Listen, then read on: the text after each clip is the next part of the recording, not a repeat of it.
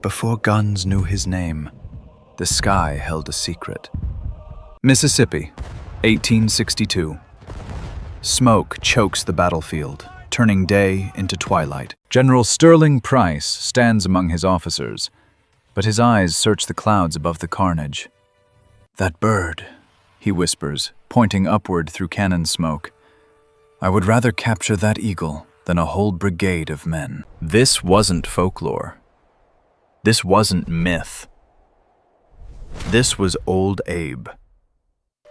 But before the blood and glory, there was only the river and the wind. High in the ancient pines of Wisconsin, beside the Flambeau River, a life began in silence.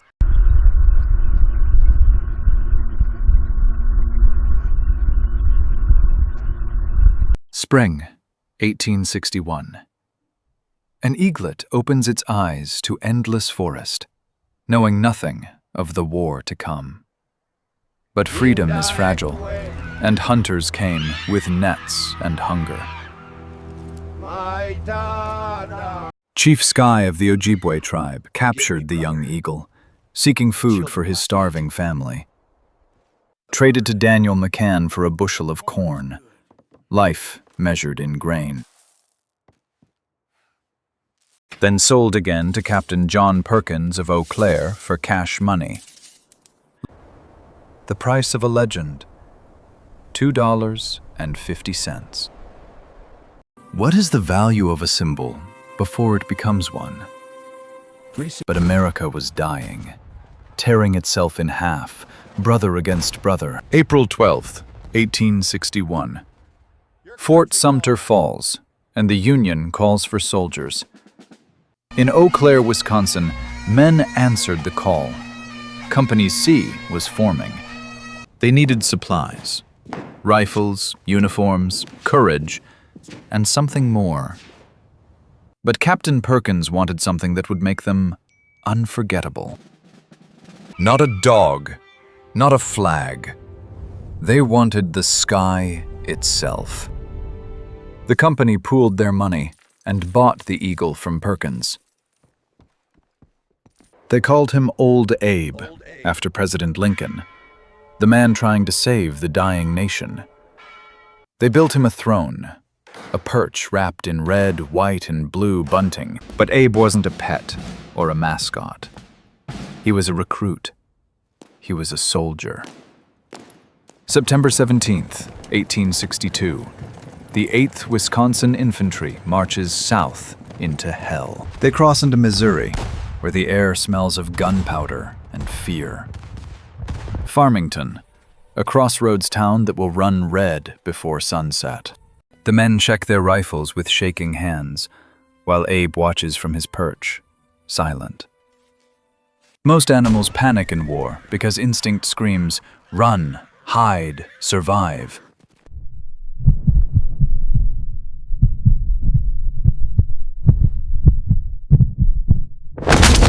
Then the cannons roared, the earth shook, and smoke swallowed the sun. Abe didn't cower. He spread his wings, all 6 feet of defiance unleashed. And he screamed back at the guns, a war cry that pierced through the chaos. The soldiers saw him standing tall against the storm, and something shifted. Fear turned into fire. Terror transformed into courage. In that moment, they stopped being just Company C of Wisconsin. They became the Eagle Regiment, with wings of their own.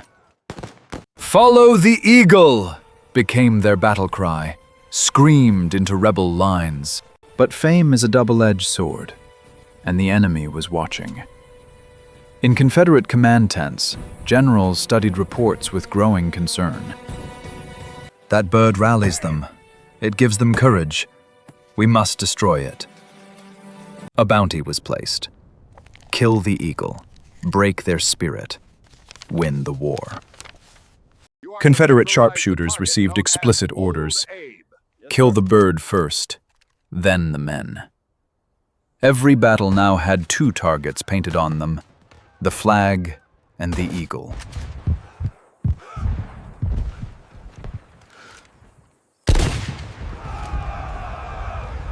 October 1862, Corinth, Mississippi. The fighting was beyond brutal. Buildings burning, artillery thunder, hand-to-hand combat in the blood-soaked streets. A Confederate bullet sliced through the air and clipped Abe's tail feathers. Another shot severed the leather cord holding him to his perch. He was free. Time slowed as the cord fell away, and the sky opened above him. He could have fled back to the pines, back to the river, back to safety. Every instinct in his wild heart screamed the ancient command: escape, survive, live. Abe, Old Abe, Old Abe, don't leave us. But he didn't leave. He stayed. He circled his men once, twice, as if counting every face below. Then he let out a war cry that echoed across the killing field, and flew right back into the fire, into the smoke, into death itself. He chose his brothers over his freedom, his family over his wings. That is what it means to be a soldier, choosing death with brothers over life alone. Battle after battle followed like thunder, 37 in total. Vicksburg, siege warfare where starvation and shells reigned for 47 days. Red River campaign through swamps and ambush, mosquitoes thick as smoke. Hurricane Creek, where lightning and lead fell from the same dark sky. Men died around him by the hundreds, young boys who'd never see home again. Flags were shredded by grape shot, torn to ribbons, and replaced with trembling hands. But Abe? Never a scratch. Not a single wound in 37 battles. The men whispered he was blessed, protected by God himself for a purpose. May Old Abe continue to... Some carried his fallen feathers as talismans against death, tucked in pockets over hearts. Before charges, they'd touch his perch for luck, for courage, for one more day. Father, I'm sorry for everything. Old Abe, please watch over me today. Confederate soldiers feared him, calling him the Yankee Devil Bird. Union newspapers printed his image on front pages. He became a recruitment tool. Children in northern cities learned his name before they learned their geography lessons. He wasn't Company C's mascot anymore.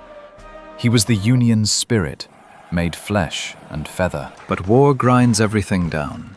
Men, metal, hope, and spirit.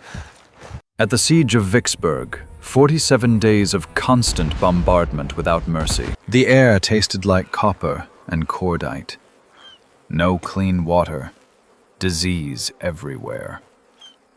Abe's feathers dulled from smoke and grime, but his eyes stayed fierce.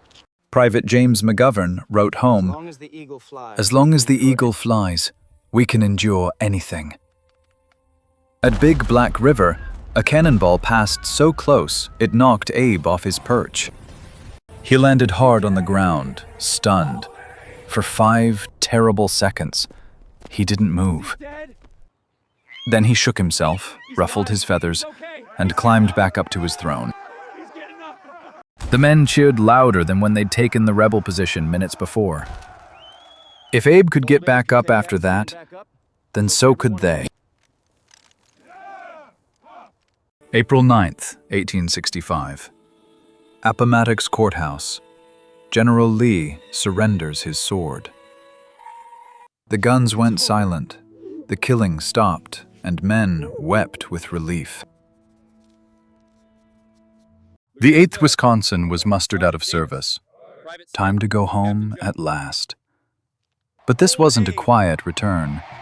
Abe had become a celebrity.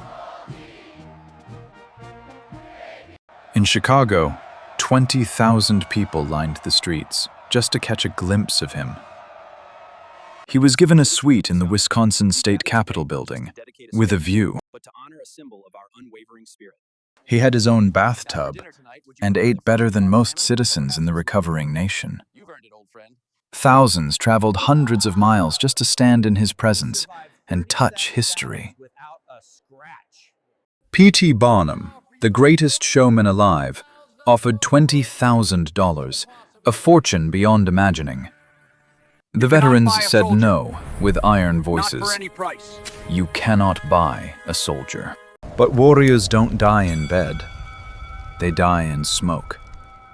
February 26, 1881, nearly 2 decades after Vicksburg fell silent. Fire broke out in the state capitol. Not cannon fire, just an accident. But smoke doesn't care if it's from war or fate.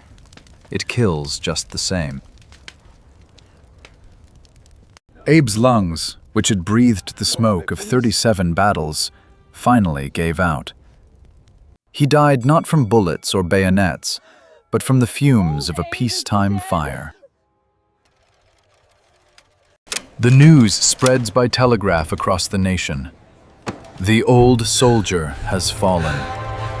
Veterans from Illinois to Maine wept openly in the streets without shame. He was a soldier, same as us. Schools closed for a day of mourning. Flags flew at half-mast across Wisconsin. His body was preserved with care and placed in the Capitol he'd called home.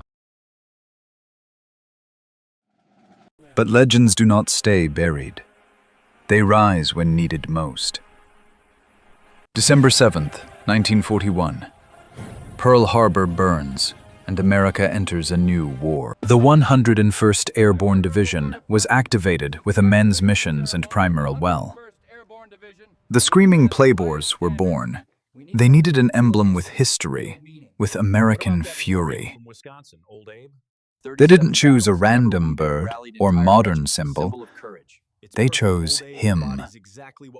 Old Abe's profile became their shoulder patch, wings spread wide, screaming defiance into the void. From Normandy beaches to the Bulge's frozen hell, he flew with them again.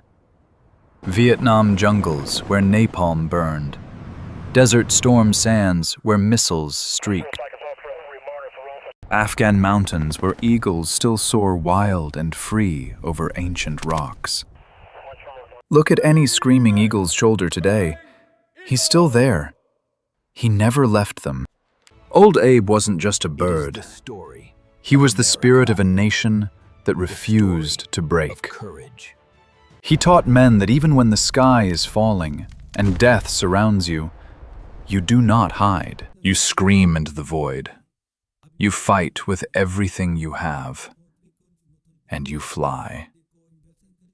This is where legends run, where courage is born, where spirits never die. And some legends have wings that carry them across centuries.